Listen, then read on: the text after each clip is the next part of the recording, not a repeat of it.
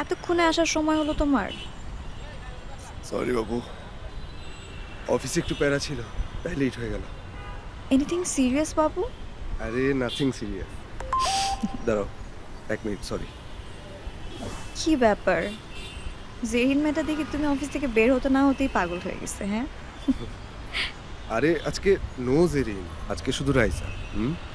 এখন বলো, মুভিতে যাবা, ডেটে যাবা, শপিং, নাকি অল অফ দি অ্যাবাভ? কি ব্যাপার বলো তো, আজকে দেখি খুব জেনারেস মোডে আসছো, কাহিনী কি? হ্যাঁ, এতদিন পরে আমরা বের হইলাম, let's make the most of ইট।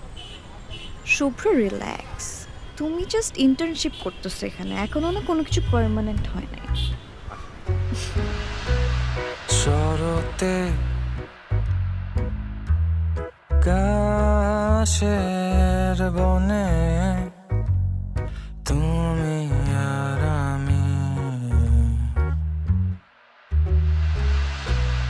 তোমার কোলে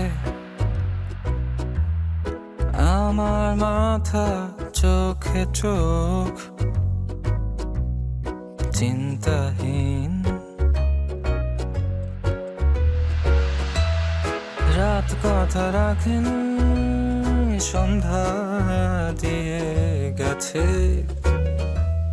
বেজেছে ঘড়ির কাঁথায় যাবার ঘন্টা।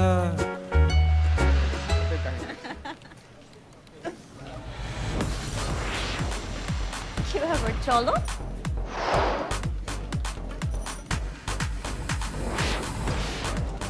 চলো, আশ্চর্য। দাদি খুব অসুস্থ, একমাত্র দেখার কেউ নাই বাসায়। নানু হঠাৎ করে অসুস্থ হয়ে গেছে তো,